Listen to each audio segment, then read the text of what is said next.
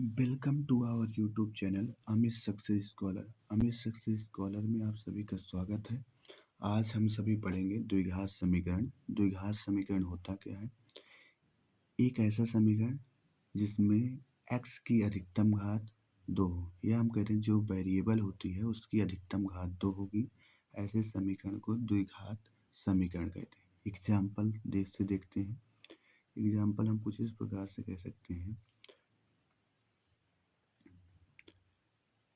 क्या एग्जाम्पल हम कुछ इस प्रकार से कह सकते हैं, ax² plus bx plus c, या हम कहते हैं y वेरिएबल में लिखें तो by प्लस c।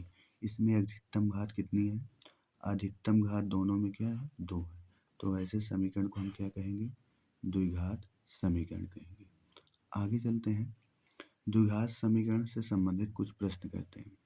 आपसे पूछा जाए, इसमें कहा गया है जांच कीजिए कि निम्न द्विघात समीकरण है या नहीं। हमें चेक करना है कि जो समीकरण दिए गए हैं क्या ये द्विघात समीकरण है कि नहीं है।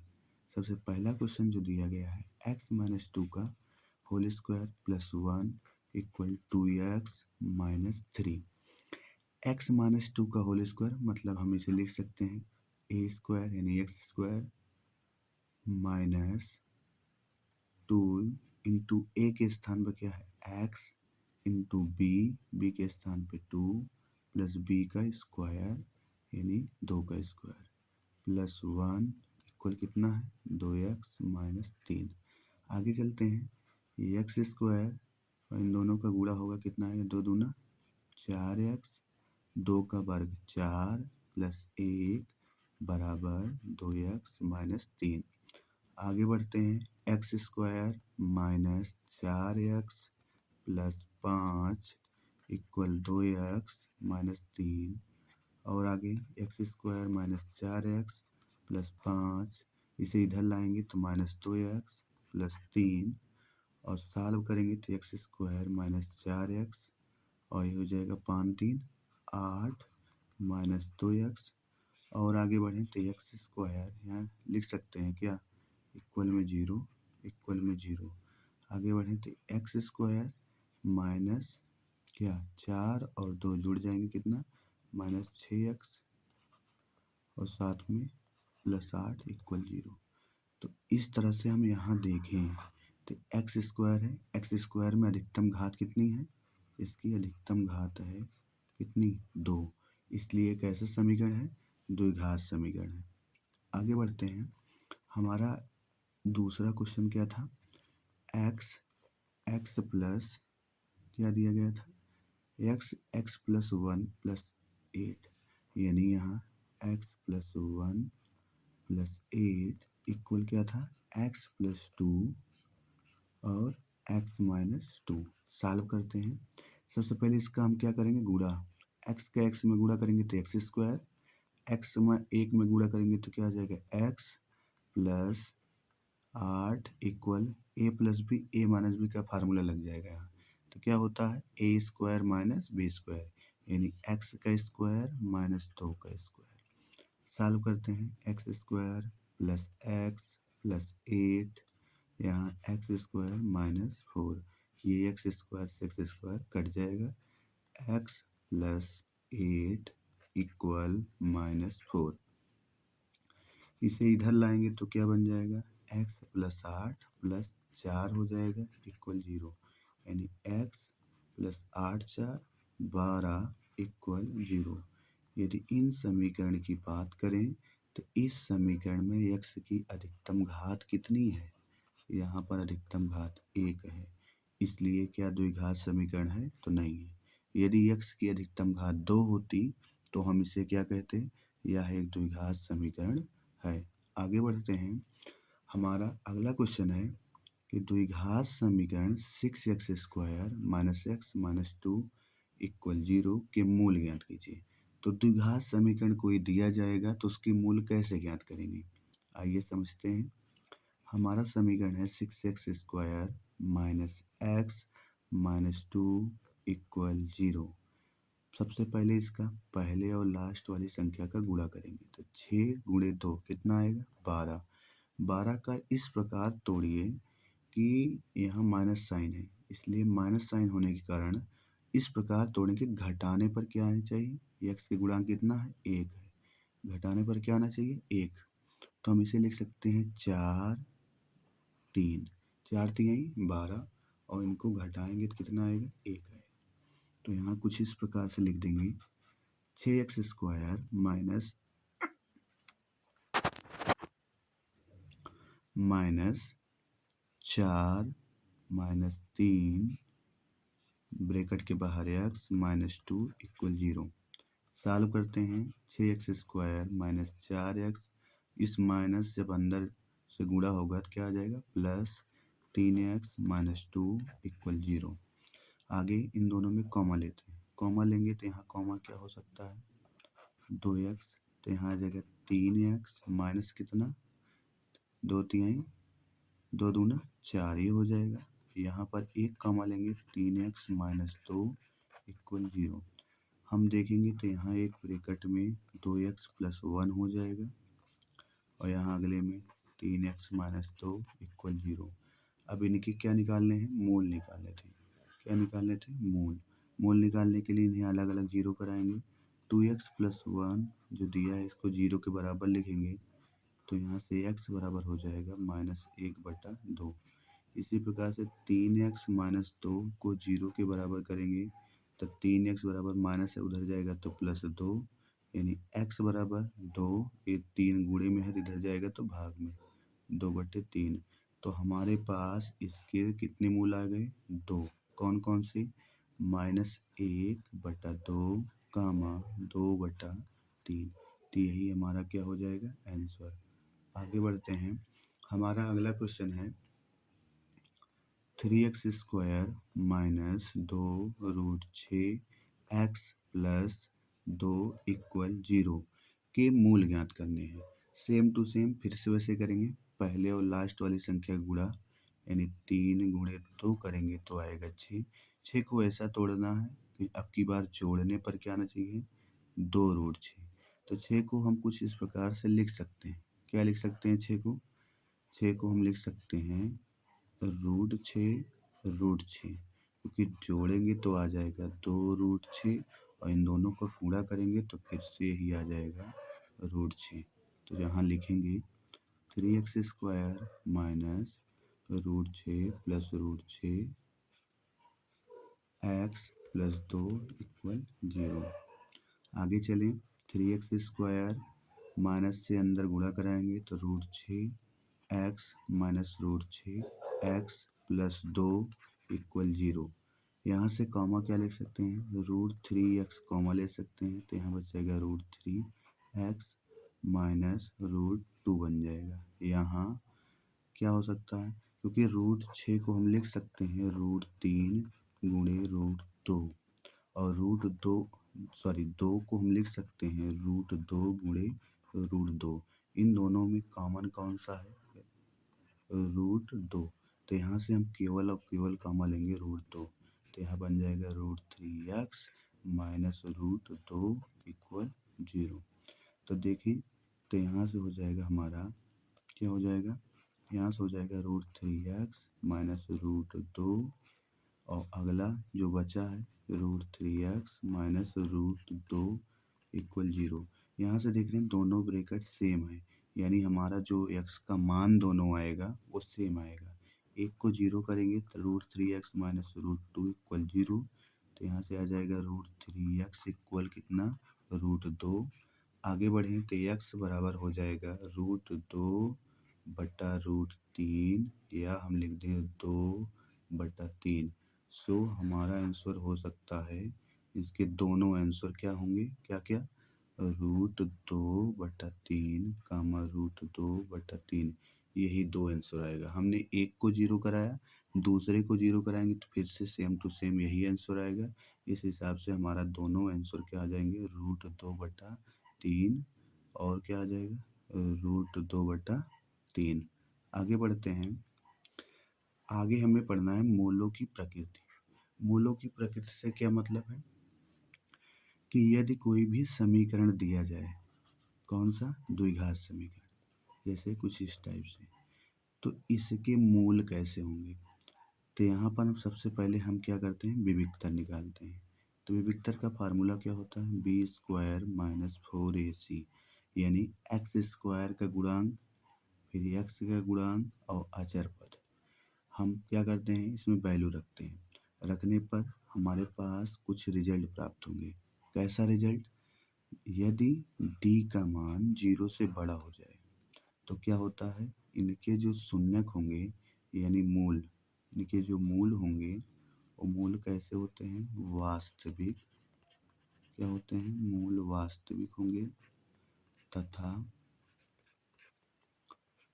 असमान होंगे। क्या होंगे, असमान।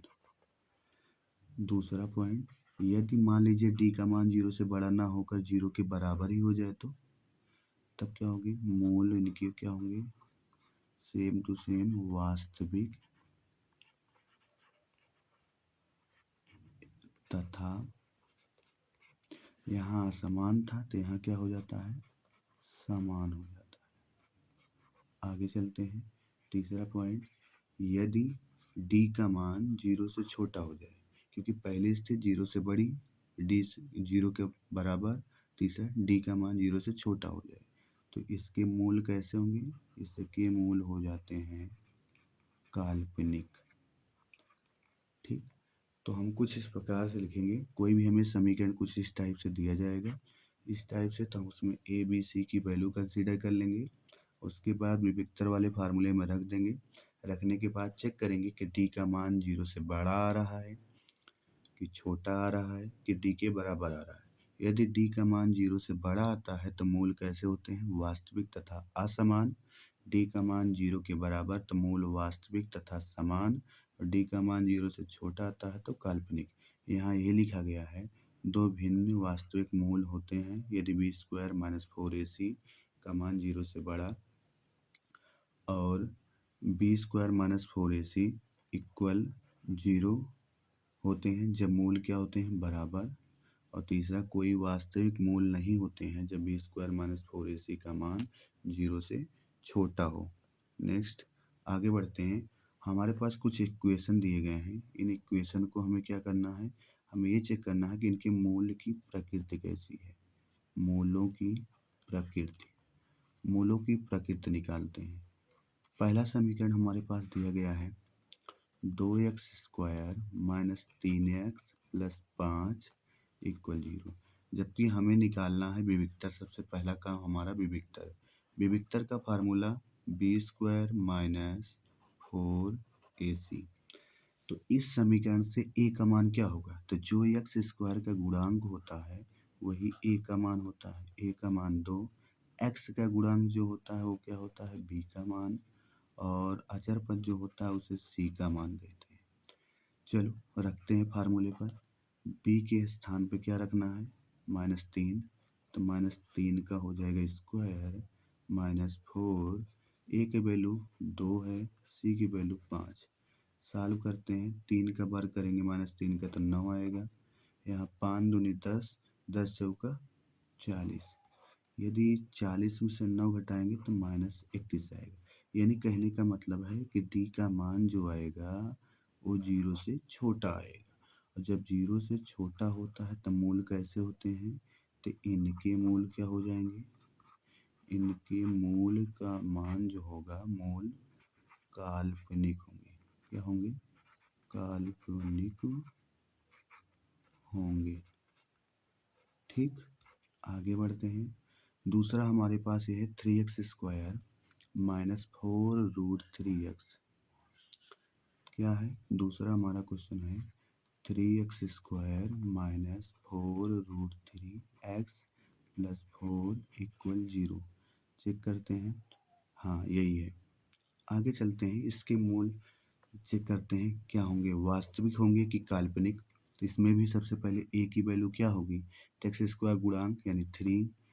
b की वैल्यू क्या होगी, x का गुणांक यानी -4√3, और अचर पद क्या दिया है, अचर पद यानी c की वैल्यू 4। फार्मूला हमारा क्या होता है विविक्तर का, d बराबर बी स्क्वायर माइनस 4ac। तो रखते हैं इस फार्मूले पर। फार्मूले पे रखेंगे तो ये हो जाएगा -4√3 इसका स्क्वायर माइनस क्या होता है b² माइनस 4 गुणे a की वैल्यू 3 c की वैल्यू 4। चलो 4 का वर्ग 4 चौक 16 और √3 यानी का वर्ग जो होगा वो कितना आ जाएगा 3 यहाँ 4 3 12 चौक 48। तो यहाँ देखेंगे 16 3 48 और ये भी 48 घटाएंगे तो 0 यानी डी की वैल्यू जो आ रही है 0। तो यहाँ इनका क्या होगा इनके मूल जो हो जाएंगे वो क्या होंगे वास्तविक होंगे। हाँ बिल्कुल इनके मूल क्या होंगे वास्तविक। और क्या बताया गया था जब डी बराबर 0 होता है तो वास्तविक व कामा क्या होंगे समान होंगे वास्तविक और समान होंगे। ठीक तो इस हिसाब से ये हो गया। अगला दिया है हमारे पास 2x² माइनस 6x+3। चलो सॉल्व करते हैं। अगला दिया है 2x² माइनस 6x+3। तो इसमें भी a की वैल्यू 2 b की वैल्यू -6 c की वैल्यू 3 विविक्तर के फार्मूले पर रख देंगे। क्या होता है b वाले का वर्ग यानी ये हो जाएगा 4 एक पहला a की वैल्यू 2 c की वैल्यू 3 सॉल्व करेंगे 6 छक 36 4 दूनी 8 त्रिक 24 घटाएंगे तो कितना है 6 में से 4 गया 2 3 में से 2 घटेगा तो 1 यानी डी की वैल्यू जो है वो 0 से बड़ी है। तो मूल कैसे होंगे इनके मूल क्या होंगे वास्तविक व क्या होंगे असमान क्या होंगे वास्तविक व असमान होंगे। ठीक आगे चलते हैं। हमारा अगला क्वेश्चन है जो कि ये मोस्ट इम्पॉर्टेंट क्वेश्चन है ये परीक्षा में कई बार पूछा जा चुका है। निम्न प्रत्येक द्विघात समीकरण में k का ऐसा मान ज्ञात कीजिए जिसके लिए दोनों मूल बराबर हों। आपको पता है यदि दोनों मूल बराबर होते हैं तो विविक्तर क्या होता है 0। अच्छा विविक्तर का फार्मूला b² माइनस 4ac यानी इसके बराबर 0 यानी b² बराबर 4ac वैल्यू रखते हैं। हमारा जो समीकरण है 2x² plus kx plus 3 equal 0 यानी a की वैल्यू 2 b की वैल्यू k c की वैल्यू 3 फार्मूले में रखेंगे तो b की वैल्यू क्या हो जाएगा k² 4 a की वैल्यू कितनी है 2 c की वैल्यू 3 तो k² बराबर 4 दूनी 8 त्रिक 24 तो यहाँ k बराबर हो जाएगा प्लस माइनस √24 24 को लिख क्या सकते हैं 6 गुणे 4 पूरे का रूट तो यानी 4 का वर्गमूल 2 2 प्लस माइनस 2 √6 तो इस तरह से k का मान आ जाएगा। तो कभी भी कोई समीकरण दिया जाए जब कहा जाए दोनों के मूल बराबर हैं तो k का मान ज्ञात कीजिए p का मान ज्ञात कीजिए तो हम इस तरह से कर लेंगे। अगला इसी तरह के क्वेश्चन है हमारे पास kx अगले ब्रैकेट में x माइनस 2 प्लस 6। क्या सवाल है kx x minus 2 plus 6 equal 0। क्या दिया है kx x माइनस यानी इस सवाल को कैसे करेंगे कि x से इसे x से जो x है इससे इसमें गुणा करेंगे तो क्या आ जाएगा x² फिर इस पूरा यहाँ गुणा करेंगे तो 2kx प्लस 6 इक्वल 0। इसमें a की वैल्यू k b की वैल्यू कितनी -2k और c की वैल्यू कितना 6। अब मूल क्या है बराबर है तो विविक्तर की वैल्यू क्या होगी 0 यानी b² बराबर 4ac हो जाएगा। b की वैल्यू रखो -2k का होल स्क्वायर 4 गुणे a की वैल्यू k c की वैल्यू 6 इसका वर्ग करेंगे तो 4k² यहाँ हो जाएगा 6 चौका 24k यहाँ आगे करें तो 4k² minus 24k equal 0 4k कामा ले लेंगे तो k माइनस 6 इक्वल 0। एक बार तो यहाँ करेंगे 4k बराबर 0 यानी k की वैल्यू हो जाएगी 0। दूसरा कि जब k माइनस 6 को 0 के बराबर करेंगे तो k की वैल्यू 6 इस हिसाब से हमारे पास कुछ दो वैल्यू आ जाएंगी 0, 6। जब k का मान 0 होगा या k का मान 6 होगा तो ऐसी स्थिति में क्या होंगे, मूल क्या होंगे, वास्तविक होंगे। लेकिन यदि k का मान यहाँ 0 हो जाएगा तो क्या हो जाएगा, ये पूरा पद ही 0 हो जाएगा। तो यहाँ तो ये तो लिया नहीं जाएगा, हमारा जो आंसर आएगा वो क्या आएगा, 6। नेक्स्ट, यदि